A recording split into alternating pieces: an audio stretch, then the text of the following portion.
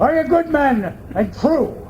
Nay, or else it were a pity, but they should suffer salvation, body and soul. Nay, that were a punishment too good for them, if they should have any allegiance to him, being chosen for the prince's watch.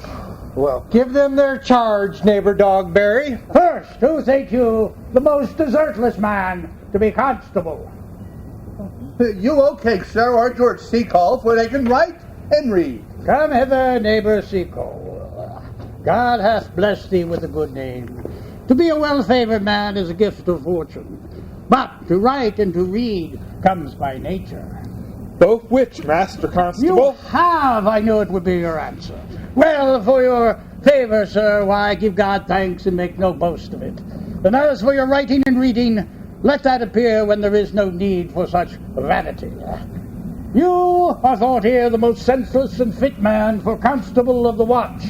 Therefore, bear you the lantern. This is your charge. You shall comprehend all vagrant men. You are to bid any man stand in the prince's name. How if they will not stand? Why, then take no note of them, but let them go. And presently call the rest of the watch together, and thank God you're rid of a knave. If he will not stand when he is bidden, he's none of the prince's subjects. True, and they are to meddle with none but the prince's subjects. You shall also make no noise in the streets, for the watch to babble and to talk is most tolerable and not to be endured. We will rather sleep than talk. We know what belongs to a watch. Why, you speak like a most quiet and ancient watchman, for I cannot see how sleeping should offend. Only have a care that your bills be not stolen. Well, you are to call at all the alehouses and bid those that are drunk get them to bed. How if they will not? Why, let them alone till they are sober. And if they make you not the better answer then, why, you may say they are not the men you took them for. Well, sir. If you meet a thief, you may suspect him by virtue of your office to be no true man. And for such kind of men, why, the less you meddle or make with them, the more is for your honesty. If we know a man to be a thief, shall we not lay hands on him? Well, truly, by your office you may, but I think those that touch pitch will be defiled. The most peaceable way for you, if you do take a thief, is to let him show himself what he is, and steal out of your company. You have always been called a merciful man, partner. Oh, truly, I would not hang a dog by my will, much less a man that hath any honesty in him.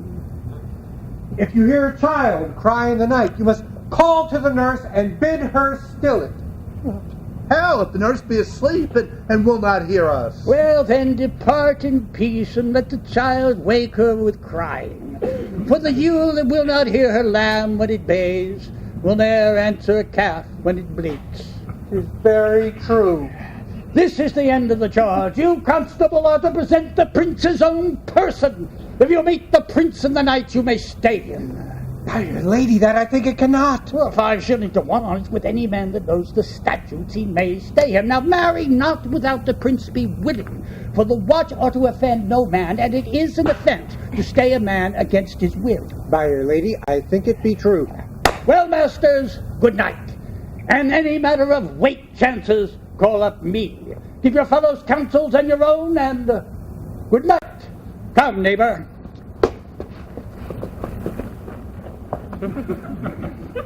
Well, masters, we hear our charge. Let us go sit here upon the church bench till 2, and then all to bed. One word more, honest neighbors. I beseech you, keep watch about Signor Leonato's door. For the wedding being there tomorrow, there is a great coil tonight. Adieu. Be vigilant, I beseech you. Oh.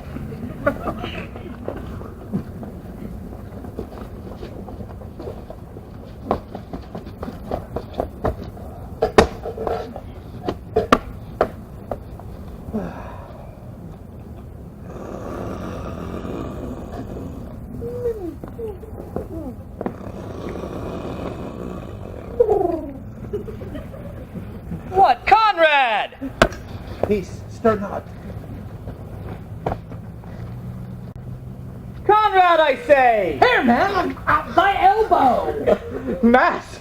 My elbow itched. I thought a scab had followed. I will owe thee one for that. Here, forward with thy tail. Well, stand me close then under this penthouse, for it drizzles rain, and I will like a true drunkard utter all to thee. Some treason, masters. Yet stand close. Therefore, know that I have earned of Don John 1,000 guts. Oh, could any villainy be so dear? Thou shouldst rather ask if any villainy could be so rich. For when rich villains have need of poor ones may make what price they will. I wonder at it. Not so. But know that I have tonight wooed Margaret, the Lady Hero's gentlewoman, by the name of Hero. She leans me out her mistress's chamber window, bids me 1,000 times good night. I tell this tale vilely. I should first tell thee how the Prince, Claudio, and Don John, planted and placed and possessed by my master, saw afar off in the orchard this amiable encounter. And thought they Margaret was hero? 2 of them did, the Prince and Claudio. But the devil, my master, knew she was Margaret, and partly by his oaths, which first possessed them, partly by the dark night. Hey. Oh, which did deceive them, but chiefly by my villainy, which did confirm any slander Don John had made. Away went Claudio, enraged. Swore he would meet her, as was appointed, the next morning at the temple. And there, before the whole congregation, shame her with what he saw o'er night, and send her home again without a husband. We charge you as a princess. Pull up the right, Master Constable! We have here recovered the most dangerous piece of accident ever known in the Commonwealth. Masters! Never speak! We charge you! We obey you! Come with us! We are like to prove a goodly commodity being taken up of these men's bills. Not commodity in question, I warrant thee! Come, we will obey you!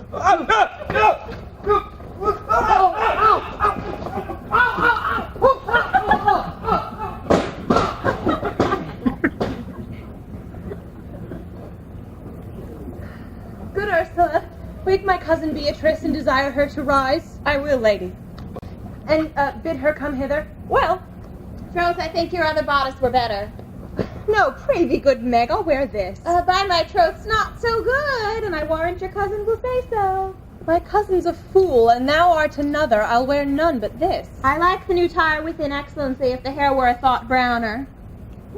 And thy gown's a most rare fashion, of faith. I saw the Duchess of Milan's gown that they praised so. Oh, that exceeds, they say. By my troth. It's but a nightgown in respect of yours, cloth of gold and cuts, laced with silver, set with pearls, down sleeves, side sleeves, skirts round underborne with a bluish tinsel. But for a fine, quaint, graceful, and excellent fashion, yours is worth 10 on it. God give me joy to wear it, for my heart is exceeding heavy. 'Twill be heavier soon by the weight of a man. Fie upon thee, art not ashamed? Of what, lady? Of speaking honorably. Is not marriage honorable in a beggar? Is not your lord honorable without marriage? I think you would have me say, saving your reverence, a husband. And bad thinking do not rest true speaking. I'll offend nobody. Is there any harm in the heavier for a husband? None, I think. And it be the right husband and the right wife. Otherwise 'tis light and not heavy. Ask my Lady Beatrice else. Here she comes. Good morrow, coz. Good morrow, sweet hero. Why, how now? Do you speak in the sick tune? I am out of all other tune, methinks. Clap us into light of love. That goes without a burden. Do you sing it and I'll dance it? Ye light a love with your heels. Then if your husbands have stables enough, you'll see he lacks no barns. Oh, illegitimate construction! I scorn that with my heel. 'Tis almost 5 o'clock, hero. 'Tis time you were ready. By my troth, I am exceeding ill. Oh, these gloves the Count sent me, they are an excellent I perfume. am stuffed, cousin. I cannot smell. Stuffed and a maid. There's goodly catching of cold. Oh my God! My God, how long since you professed apprehension? Ever since you left it, doth not my wit become me rarer? It is not seen often enough. You should wear it in your cap. By my troth, I am sick. Get you some of this distilled Carduus Benedictus and lay it to your heart. It is the only thing for a qualm. Benedictus? Why Benedictus? You have some moral in this Benedictus? Moral? No. By my troth, I have no moral meaning. I simply meant plain holy thistle. You may think perchance that I think you are in love. Nay, by Our Lady, I am not such a fool to think what I list, nor I list not to think what I can, nor indeed I cannot think if I can think my heart out of thinking that you are in love, that you will be in love, or that you can be in love. Yet Benedict was such another, and that now is he become a man. He swore he would never marry, and if now in despite of his heart he eats his meat without grudging, and how you may be converted I know not, but methinks you look with your eyes as other women do. What pace is this thy tongue keeps? Not a false gallop. Withdraw! The prince, the counts, and your Benedict, John, and all the gallants of the town are come to fetch you to church. Help me to dress, good cause, good men, good Ursula.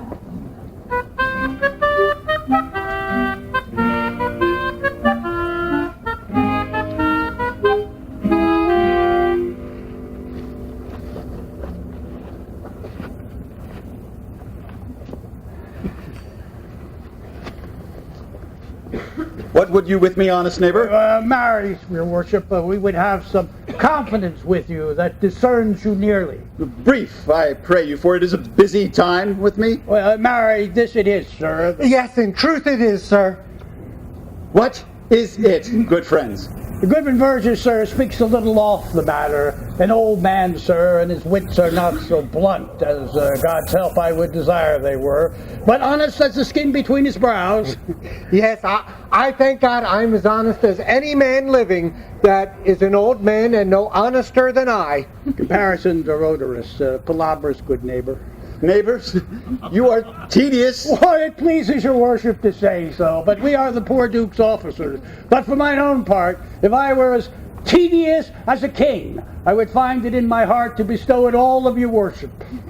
All thy tediousness on me, huh? Yea, and 'twere 1,000 times more than 'tis, for I hear as good exclamation on your worship as of any man in the city. And though I be but a poor man, I am glad to hear it. And so am I. I would fain know what you have to say. Marry, sir, our watch tonight, accepting your worship's presence, have taken a couple of as errant knaves as any in Messina. An old man, sir, he will be talking. As they say, when the age is in, the wit is out. God help us, it is a world to see. Well said in faith, neighbor Verges. Well, God's a good man, and 2 men ride of a horse, 1 must ride behind. And on his soul in faith, sir, by my troth he is as ever broke bread, but God is to be worshipped. All men are not alike. Indeed, Alas, neighbor. good neighbor, gifts that God gives, sir. He comes too short of Yes, thee. gifts that God gives. I must leave you now. There's one word, sir. Our watch has indeed apprehended 2 auspicious persons, and we would have them examined this morning before your worship. Take the examination yourself and bring it me, for I am in great haste, as it may appear unto you. It shall be suffocance. Drink some wine ere you go. Fare you well. My lord, they stay for you to give your daughter to her husband. I will wait upon them. I am ready. Go, good neighbor. Get thee to Francis Sequel and bid him bring his pen and inkhorn to the jail. We are now to examination these men. And we must Do it wisely. Oh, we will spare for no wit, I assure you. Only get the learned writer to set down our cross-examination and meet me at the jail.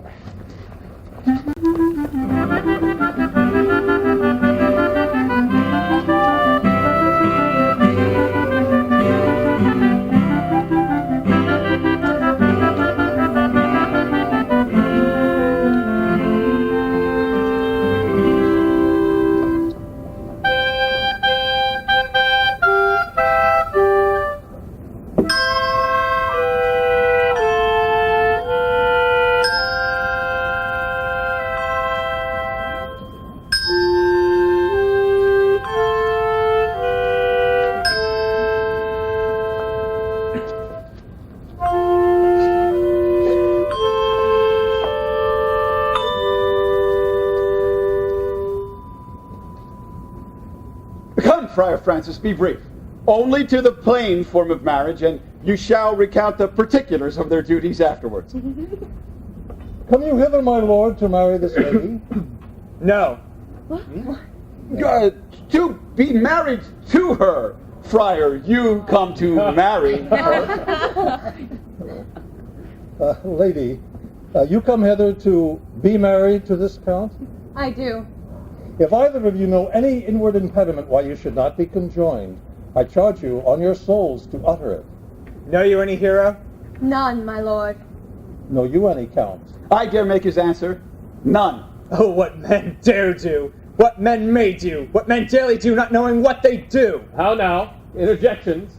Why then somebody of laughing! Stand thee by, friar. Father, by your leave. Will you with free and unconstrained soul give me this maid, your daughter?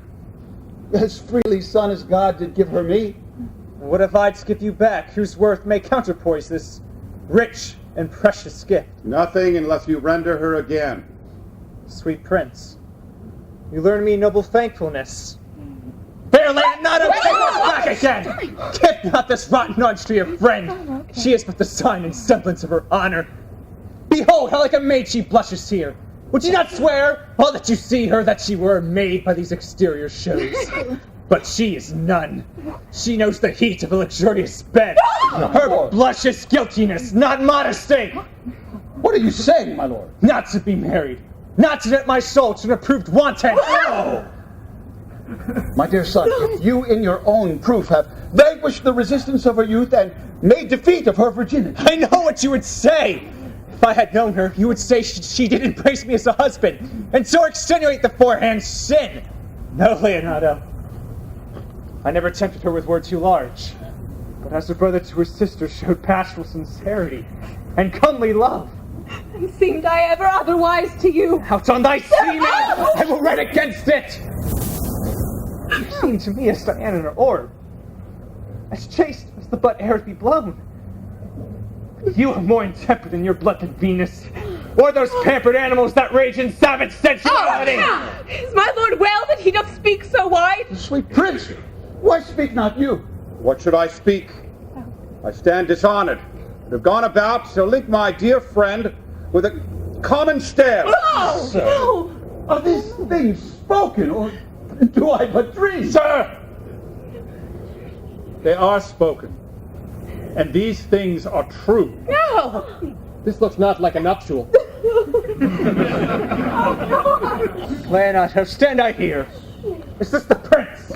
Is this the prince's brother? Is this base heroes, or our eyes our own? All this is so, my lord, but what of this? Let me move but one question to your daughter, and by that fatherly and kindly power that you have in her, bid her answer truly. I charge thee as thou art my daughter, do so. Oh God, defend me, how am I beset? What kind of catechizing call you this? To make you answer truly to your name. Is it not Hero? Who can blot that name with any just reproach? Maybe that can, Hero. Hero itself can blot out Hero's virtue. What man was he who talked with you yesternight? Out at your window betwixt 12 and 1. What? Now if you are a maid, answer to this! I met with no man at that hour, my lord. Why then are you no maiden? No. Leonardo, I am sorry you must hear. Upon mine honor, myself, my brother, and this grieved count did see her, hear her, at her window that last night. No. talk with a ruffian. No! Who hath indeed most like a liberal villain confessed the vile encounters they have had 1,000 times in secret. Fie, my lord, they are not to be named, not to be spoken of. There is not chastity enough in language without offense to utter them.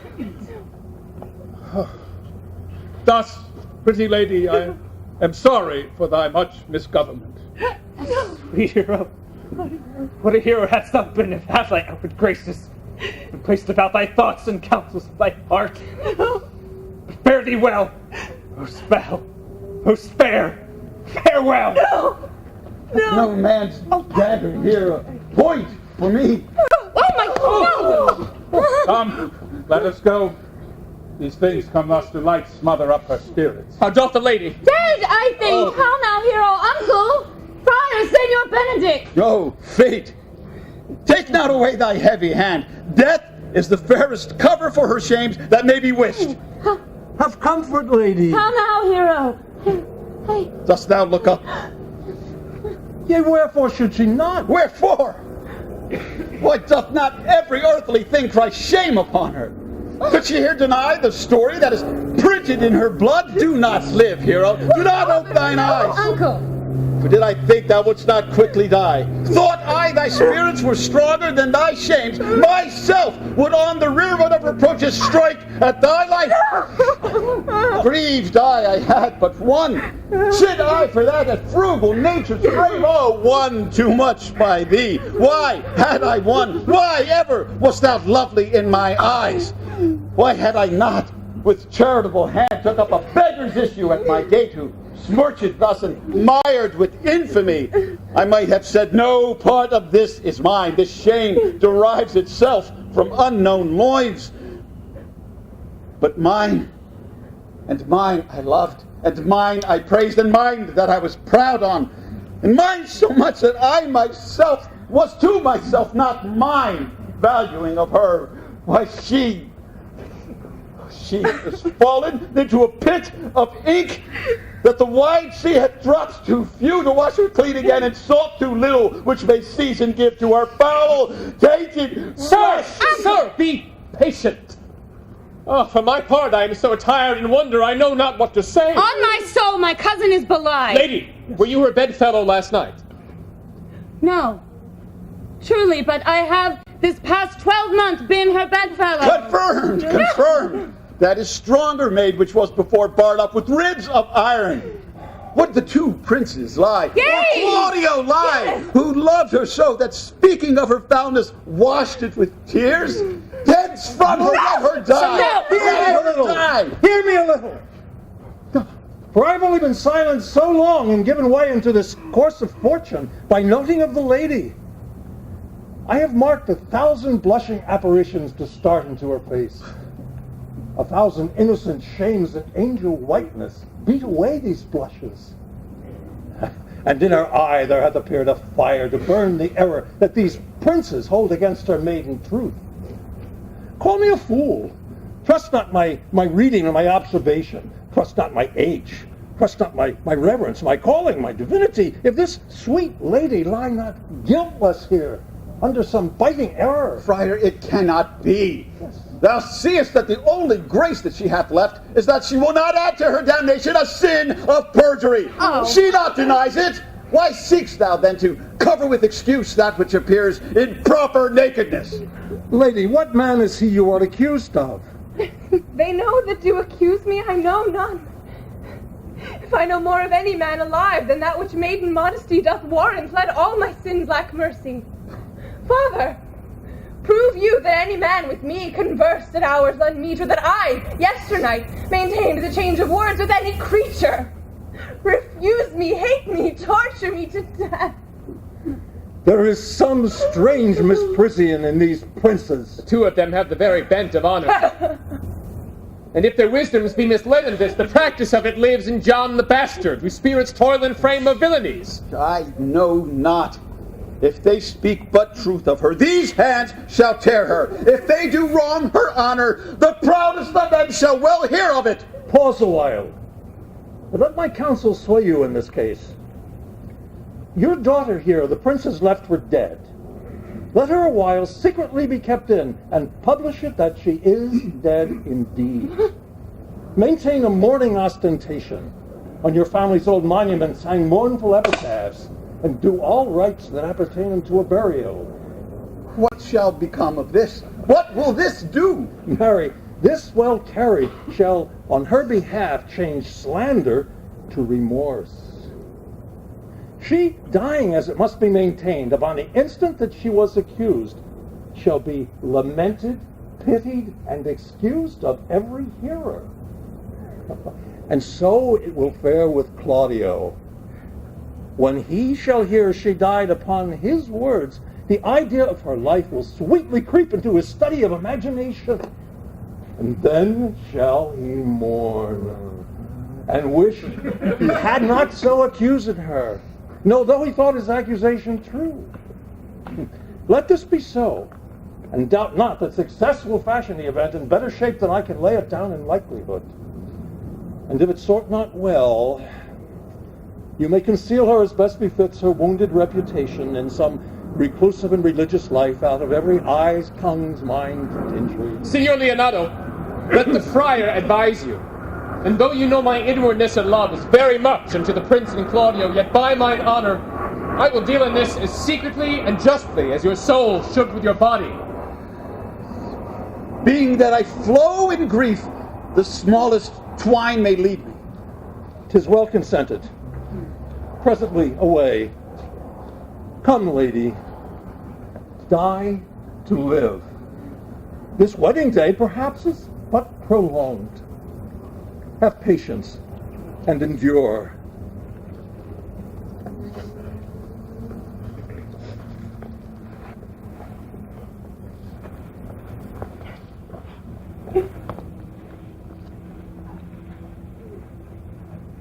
Lady Beatrice, have you wept all this while?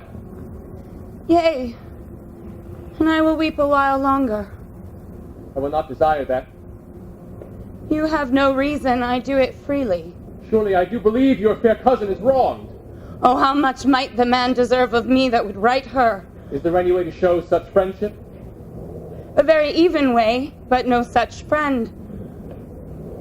May a man do it? It is a man's office, but not yours. I do love nothing in the world so well as you. Is not that strange? As strange as the thing I know not. It were as possible for me to say I love nothing so well as you, and yet believe me not, and yet I lie not. I confess nothing, I deny nothing. I am sorry for my cousin. By my sword, Beatrice, thou lovest me. Do not swear by it and eat it. I will swear by it that you love me, and I will make him eat it that says I love not you. Will you not eat your word? There's no sauce that can be devised to it. I protest I love thee. Well then, God help me. What offense, sweet Beatrice? You have stayed me in a happy hour, for I was about to protest that I loved you. And do it with all thy heart. I love you with so much of my heart that there is none left to protest.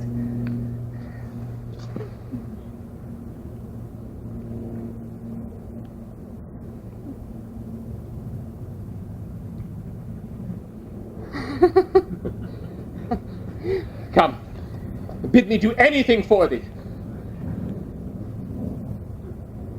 Kill Claudio.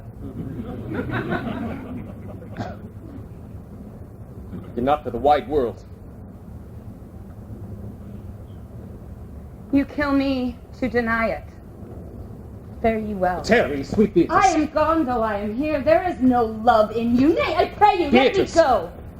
I will be gone. We'll be friends first. Do you dare easier be friends with me than fight with mine enemy? Is Claudio thine enemy? Is he not approved in the height a villain? That hath slandered, scorned, dishonored my kinswoman? Oh, that I were a man, what? To bear her in hand until they come to take hands, and then with public accusation, uncovered slander, unmitigated rancor, oh, that I were a man of heat, his heart in the marketplace. Hear me, Beatrice. Talk with a man outside her window, a proper Nay, slave. but Beatrice. Sweet hero, she is wronged, she is slandered, she is undone. Beatrice. Princes and counties. Surely a princely testimony, a goodly comfit, a sweet gallant, surely. Oh, that I were a man for her sake, or that I had any friend be a man for my sake, but manhood is melted into courtesies, valor into compliment, and men are turned into tongues, and trim ones too. I cannot be a man with wishing, therefore I will die a woman with grieving. Tarry, good Beatrice. By this hand, I love thee. Use it for my love some other way than swearing by it. Think you in your soul the Count Claudio hath wronged Hero? Yea, as surely as I have a thought or soul. Enough. I am engaged. I will challenge him. I will kiss your hand. So I leave you. By this hand, Claudio shall render me a dear account. As you hear of me, so think of me. Go. Comfort your cousin. I must say she is dead. So farewell.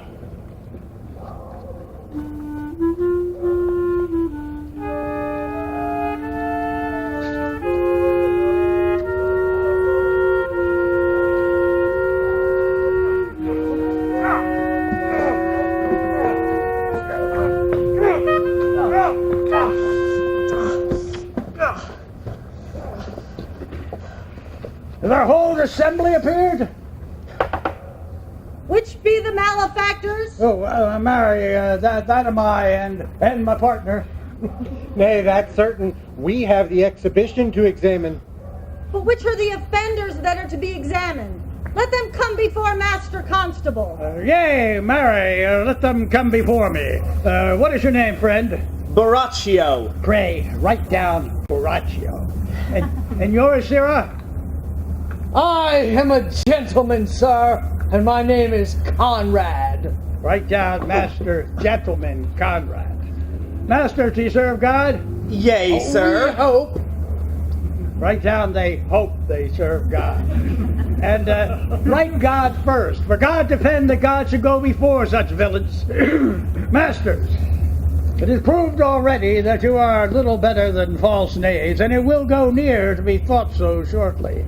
How answer you for yourselves? Marry, sir, we say we are none. A marvelous witty fellow, I assure you, but I will go about with them.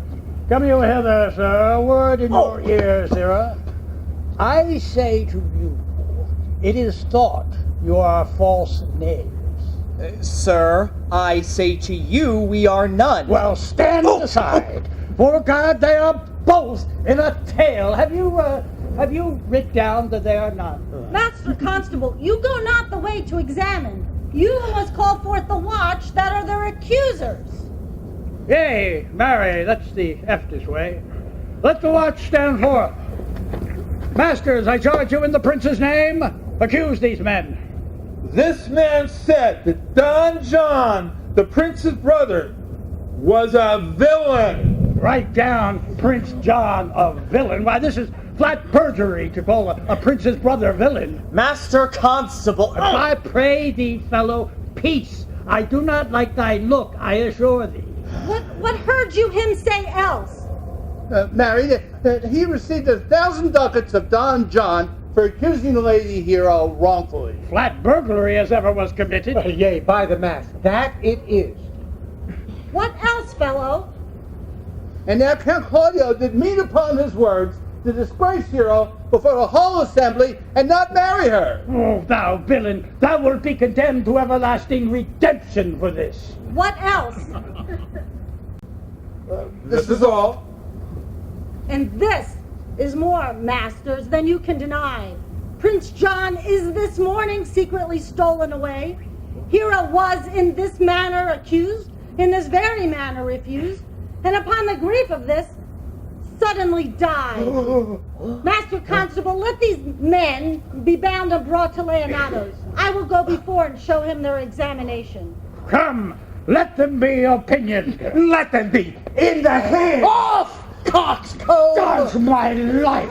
Where's the sexton to write down a princess officer coxcomb? Come, bind them, thou naughty varlet. Oh, you, sir, are an ass! Away! You are an ass! Dost thou not suspect my place? Dost thou not suspect my years?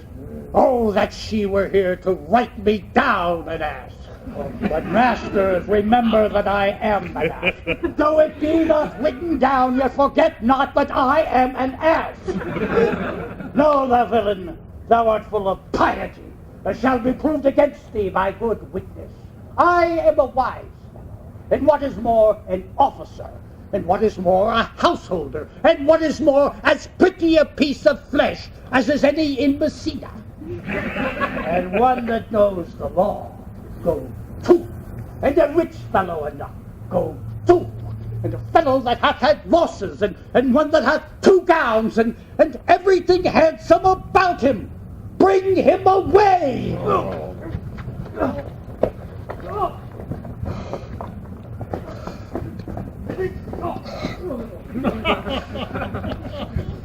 Oh, that I had been writ down an ass.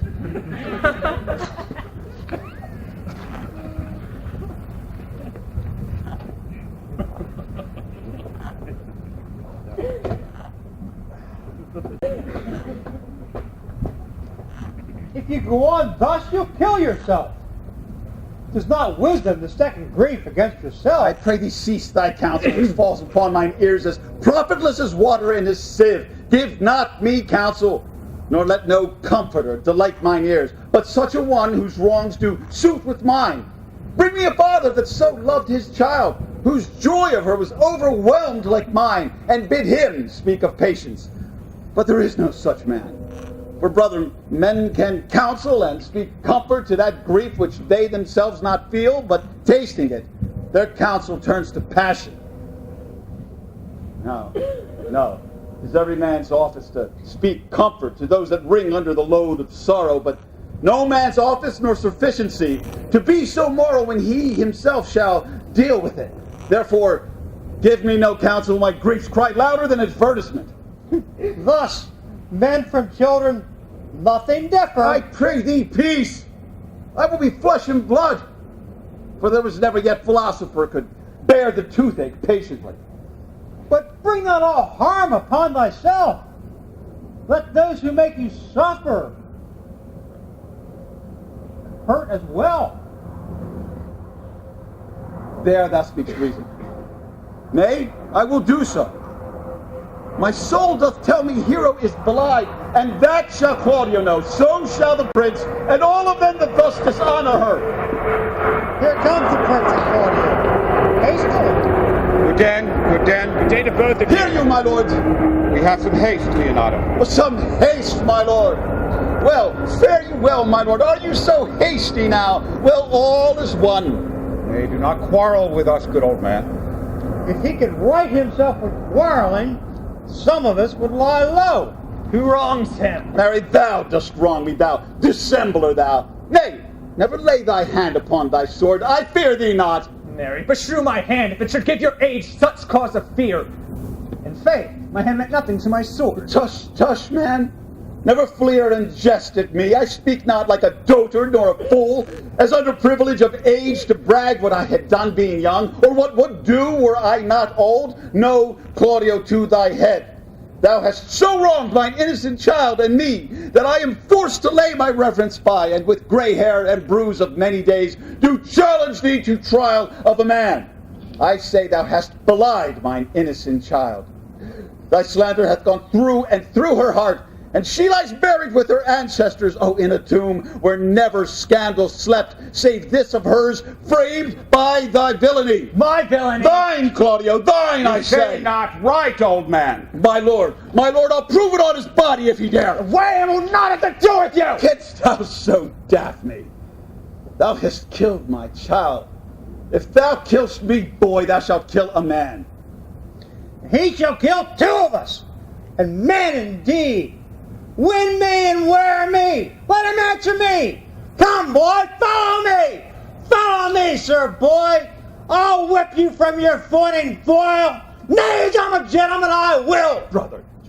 Content yourself. God knows I love my niece, and she's dead, slain by villains that dares well answer a man as I take a serpent by the tongue. Boys, apes, braggarts, jacks, milksops! Gentlemen, both! We will not wake your patience. My heart is sorry for your daughter's death. But upon mine honor, she was charged with nothing but what was true and very full of truth. Lord, My lord, I will not hear you. no. Come, brother, away. I will be heard. And shall be heard, or some will smart for it. Ah, see, here is the man we went to seek. Now, senor, what news? Good day, my lord. Welcome, senor. You are almost come to part, almost a friend. I'd like to have had our two noses snapped off. We're two old men without teeth. Now, Leonato and his brother. What does that think? Had we fought, I doubt we would have been too young for them. In a false quarrel there is no true valor. I came to seek you both. We haven't been up and down to seek thee, for we are high-proof melancholy, and would fain have it beaten away. Wilt thou use thy wits? It is in my scabbard. Shall I draw it? Dost thou wear thy wit by thy side? Never any did so, though very many have been beside their wits. I bid thee, draw, as we do the minstrels. Draw to pleasure us. As I am an honest man, he looks pale. Are you sick or angry? Claudio, shall I speak a word in your ear? God, bless me from a challenge. You are a villain. No, I jest not. I will make it good how you dare, with what you dare, and when you dare. Do me right, or I will protest your cowardice. You have killed a sweet lady, and her death shall fall heavy on you. Let me hear from you. Well, I will meet you, so I may have good cheer. Fare you well. Boy, you know my mind. I will leave you now to your gossip-like humor. You break jests as braggarts do their blades, which, God be thanked, hurt not. My lord, for your many courtesies I thank you. I must discontinue your service. Your brother the bastard has fled from Messina. You have among you killed a sweet and innocent lady. For my lord Lackbeard there, he and I shall meet. Until then, peace be with him. He is in earnest. A most profound earnest. And I warrant you, for the love of Beatrice. And have challenged thee. Most sincerely. It's off to you. Let me be. Pluck up my heart and be sad. Did he not say my brother was fled? Come, sir. The justice can attain you. She shall know way more reason than her ballot. Nay, and ye be a cursing hypocrite once. You must be looked to. How now? Two of my brother's men bound, one Baraccio? Hearken after their offense, my lord. Officers, what have these men done? Marry, sir, they have committed false report. Moreover, they have spoken untruths. Secondarily, they are slanderers. Sixth and lastly, they have belied a lady.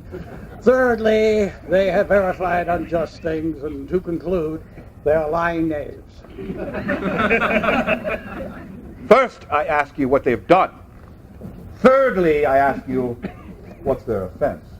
Sixth and lastly, why they are committed. And to conclude, what lay you to their charge? Rightly reasoned, and in his own division. And by my troth, there's one meeting well suited.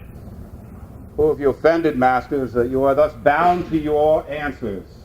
This learned constable is too cunning to be understood. What's your offense?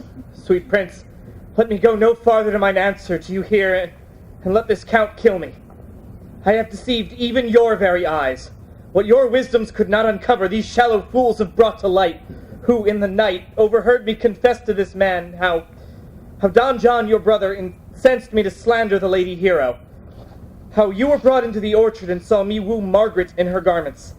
How you disgraced her when you should have married her. My guilt they have upon record, which I had rather seal with my death than repeat over to my shame. The lady is dead by my and my master's false accusations, and briefly I desire nothing but the reward of a villain. Runs not this speech like iron through your blood? I have drunk poison whilst he uttered it. But did my brother put you on to this? Yea, and paid me richly for the practice of it. He was composed and framed in treachery. Fled he is upon this villainy! Sweet hero. Now the image doth appear in the rare semblance that I loved at first. Come, bring away the plaintiffs. By now our sexton hath reformed Signor Leonato of the matter, and masters, do not forget to specify, when time and place shall serve, that I am an ass. Here comes Master Signor Leonato and the sexton.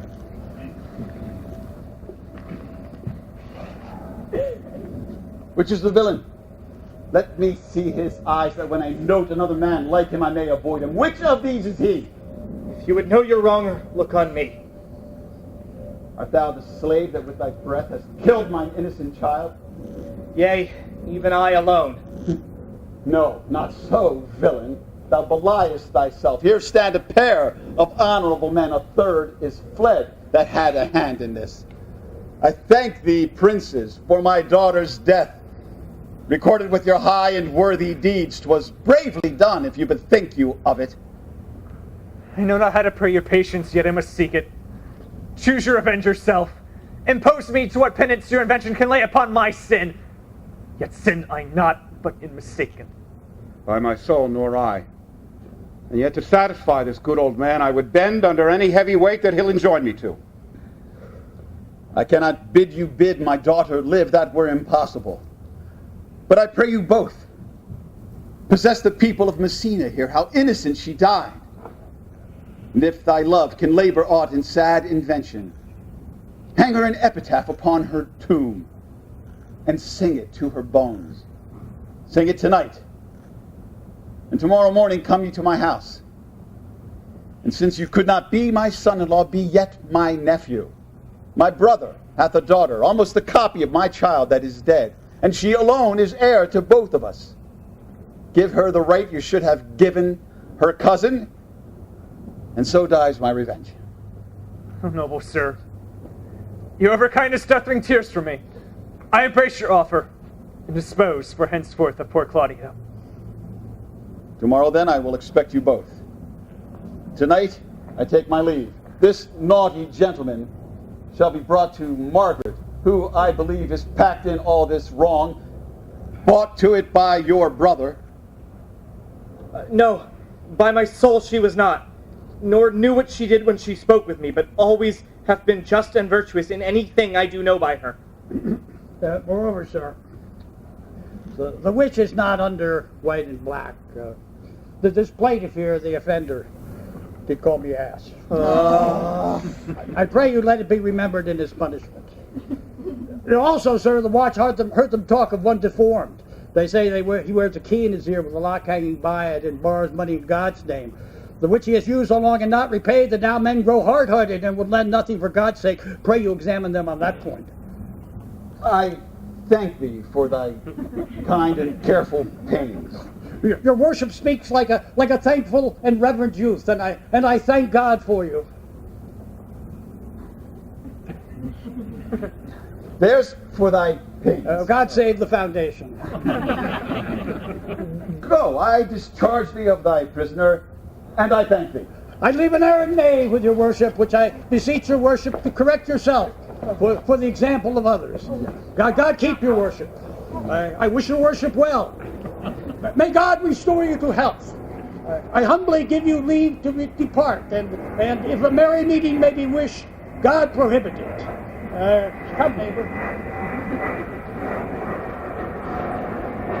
Until tomorrow, lords, farewell. Good night, my lords. We look for you tomorrow. We will not fail. Tonight, I'm one with Hero.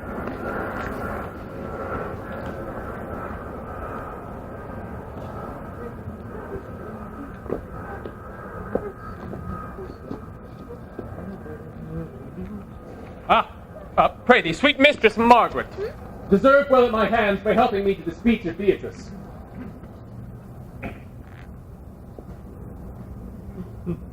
Will you then write me a sonnet in praise of my beauty? In so high a style, Margaret, that no man living shall come over it. For in most comely truth, thou deservest it. Why, to have no man come over me. Why shall I always keep below stairs? Thy wit is as quick as the greyhound's mouth that catches. And yours as blunt as the fencer's foils, which hit, but hurt not. A most manly wit, Margaret. It will not hurt a woman.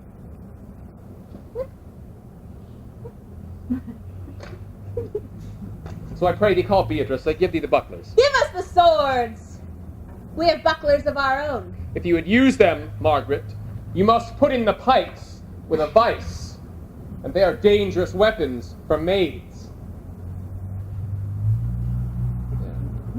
Well, I will call Beatrice to you, who I think hath legs. And therefore will come.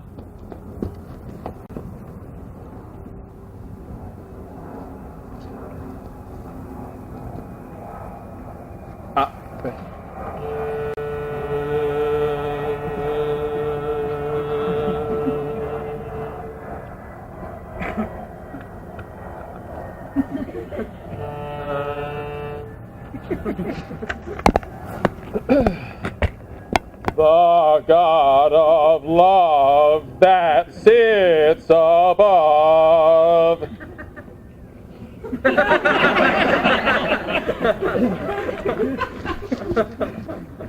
And knows me, how pitiful I deserve. How pitiful I deserve. I mean in singing, but in loving. Leander, the good swimmer, Troilus, the first employer of panders, and a whole book full of these quondam carpet mongers whose names yet run smoothly in the even road of a blank verse. Why, they were never so truly turned over and over as my poor self in love. Yeah, Mary, I cannot show it in rhyme. I've tried. I can find out no rhyme to lady, but baby. It's an innocent rhyme. For scorn, horn. It's a hard rhyme. For school, fool. It's a babbling rhyme. Ugh! Very ominous endings. No, I was not born under a rhyming plant, or I cannot woo in festival terms. Sweet Beatrice, wouldst thou come when I called thee? Aye, and depart when thou bidst. Oh, stay but till then. Then is spoken, therefore farewell. And yet, ere I go, let me go with that which I came for, which is with knowing what hath passed between you and Claudio. Only foul words, and thereupon I will kiss thee. Foul words is but foul wind, and foul wind is but foul breath, and foul breath is noisome, therefore I will depart unkissed. Thou hast frighted the word out of his right sense, so forcible is thy wit. But I must tell thee plainly, Claudio undergoes my challenge, and either I must shortly hear from him, or I will subscribe him a coward. And I pray thee, now tell me, for which of my bad parts didst thou first fall in love with me? Why, for all of them together, which maintain so politic a state of evil that they will allow no good part to intermingle with them. But for which of my good parts did thou first suffer love for me? Suffer love, a good epithet. I do suffer love indeed, for I love thee against my will. In spite of your heart, I think. Alas, poor heart. If you will spite it for my sake, I will spite it for yours, for I will never love that which my friend hates. Thou and I are too wise to woo peaceably. It appears not in this confession. There's not one wise man among 20 who won't praise himself. An old instance, Beatrice, that lived in the time of good neighbors. If a man do not erect in this age his own tomb ere he dies, he shall live no longer in monument than the bell rings and the widow weeps. So much for praising myself, why myself will bear witness. It's praiseworthy. And now tell me, how doth your cousin? Very ill. And how do you? Very ill, too. Serve God. Love me and men. Madam, you must come to your uncle. Yonder's old coil at home. It is proved my lady hero hath been falsely accused, the prince and Claudio mightily abused, and Don John is the author of all, who is fled and gone. Will you come presently?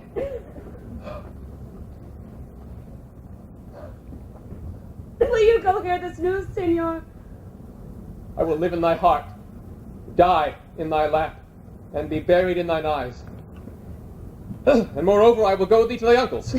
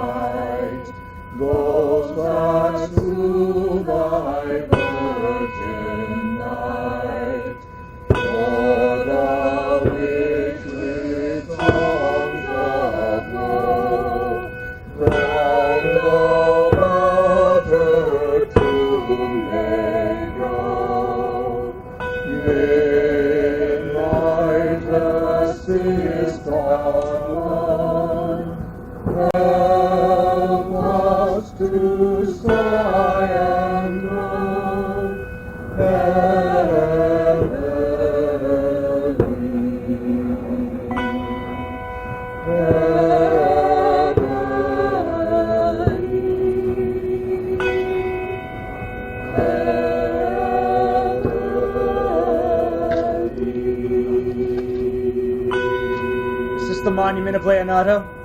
It is.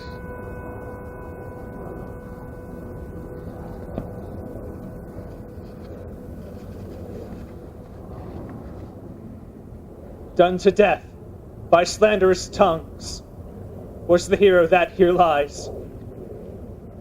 Death in guerdon of her wrongs gives her fame which never dies. So the life that died in shame lives in death in glorious fame. Hang thou there upon the tomb, praising her when I am dumb. Now unto thy bones good night. Yearly will I do this right.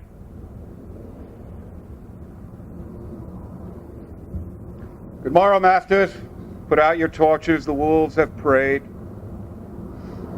Look, gentle day before the wheels of Phoebus round about dapples the drowsy east with spots of gray. Thank you all who leave us. Fare you well.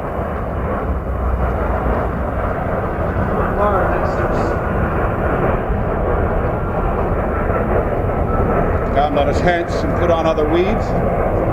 To Leonardo's we will go.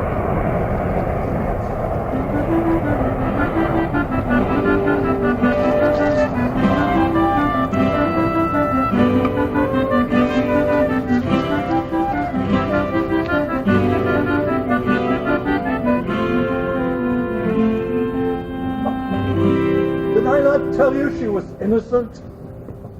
So are the Prince and Claudio, who accused her upon the error that you heard debated.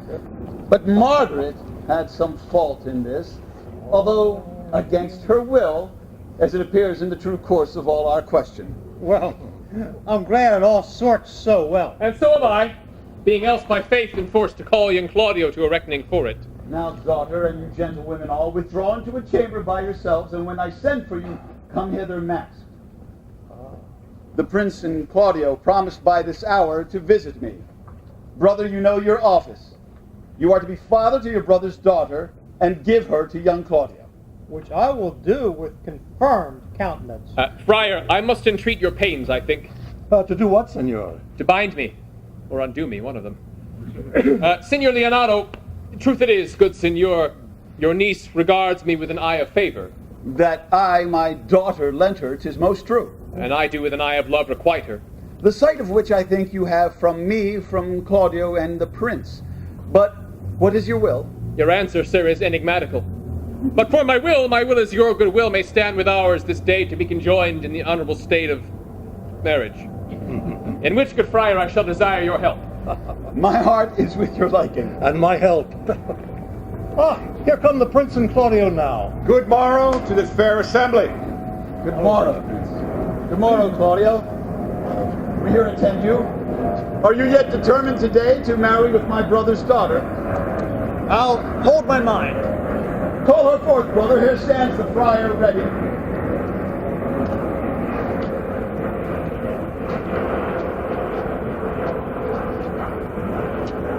Which is the lady I must seize upon? This is she. I do give you her. Why then, she's mine. Sweet, let me see your face. No, that you shall not do until you take her hand before this friar and swear to marry her. Give me your hand before this holy friar. I am your husband, if you like with me. And when I lived, I was your other wife, and when you loved, you were my other husband. Another hero! Nothing certain. One hero died defiled, but I do live, and surely as I live, I am a maid. The former hero that was dead! She died, my lord, but whiles her slander lived. All this amazement can I qualify when after that the holy rites are ended, I'll tell you largely of fair hero's death. Meantime, let wonder seem familiar, and to the chapel let us presently. Soft and fair, friar, which is Beatrice?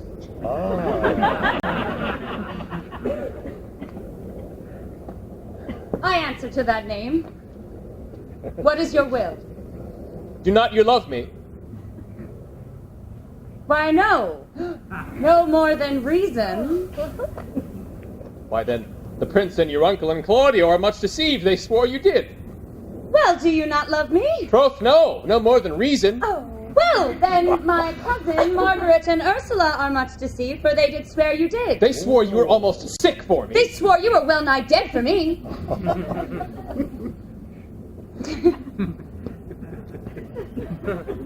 'Tis no such matter, then you do not love me. No, truly, but in friendly recompense. Oh, come, cousin. I am sure you love the gentleman. And I'll be sworn to Pont that he loves her. For here's the letter, written in his hand. A halting sonnet of his own pure brain, fashioned to the interest. And here's another, written my cousin's hand, stolen from her pocket, containing her affection unto Benedict.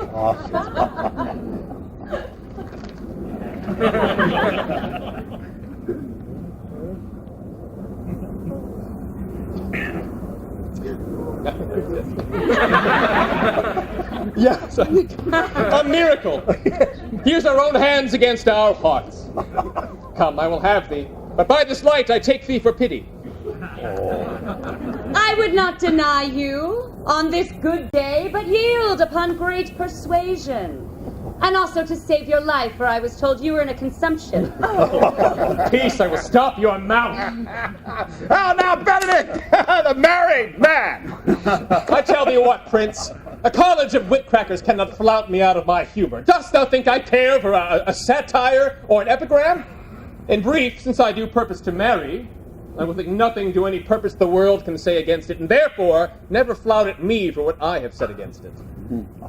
For man is a giddy thing, and this is my conclusion. For thy part, Claudio, I did think to have beaten thee, but in that thou art like to be my kinsman, live unbruised, and love my cousin. Come, we are friends. Let's have a dance ere we are married, that we may lighten our own hearts and our wives' heels. We will have dancing afterwards. First of my word, therefore play music. Prince, thou art sad. Get thee a wife. Get thee a wife.